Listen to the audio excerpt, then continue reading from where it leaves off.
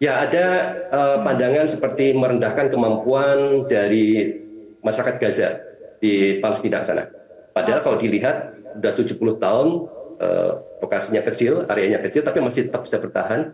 Bahkan yang terakhir, Israel sudah menjatuhkan bom begitu luas, begitu banyak, tapi tetap juga Gaza masih bertahan di sana. Meskipun tidak kuat ya seperti kekuatan militernya di situ, tapi ada kekuatan yang lain yang dimiliki. Nah, fakta-fakta ini yang netizen akan lihat ya, dan Oke. dia lihat itu Hmm. disandingkan dengan pendapat Pak Ya. Prabowo di Malang. Mhm. Oke, kemudian begini Mas Ismail, bagaimana dengan Prabowo yang mendulang paling banyak sentimen negatif, ada diksi baru, omon-omon gitu ya, kemudian apapun pertanyaannya jawabannya hilirisasi, lalu banyak juga sependapat dengan gagasan paslon lainnya. Dari perbincangan dalam debat itu, perbincangan yang mana saja yang paling berkontribusi membuat reaksi publik itu negatif kepada Prabowo?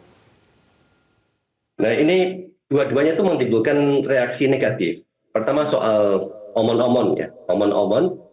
Ada yang melihat mungkin maksudnya omong-omong gitu ya. Jadi kemudian ada mereka yang melihat dari sisi aspek kesehatan, apakah ini ada hubungan dengan stroke misalnya, sehingga tidak bisa bilang omong gitu.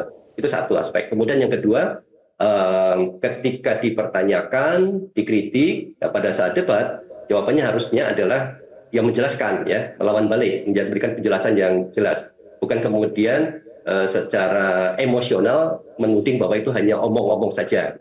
Ini menimbulkan sentimen yang negatif. Kemudian yang kedua juga ketika Pak Prabowo banyak memberikan persetujuan ya, persetujuan Ya. kepada Pak Ganjar. Itu dilihat sebagai awalnya seperti mencari teman. Jadi ini nama netizen ya, mereka punya Ya. persepsi yang macam-macam. Dilihat seperti mencari kawan lah kayak gitu untuk menghadapi Anies Baswedan.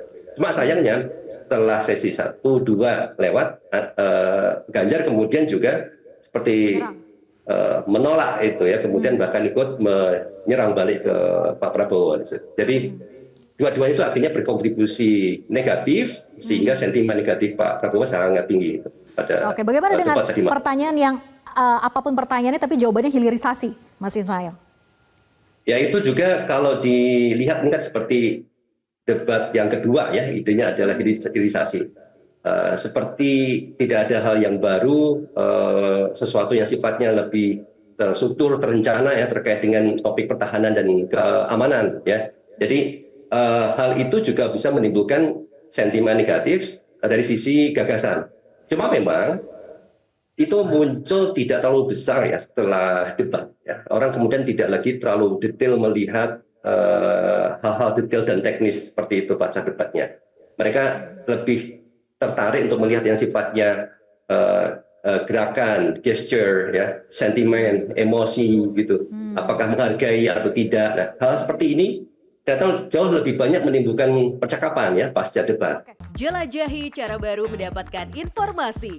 Download Metro TV Extend sekarang.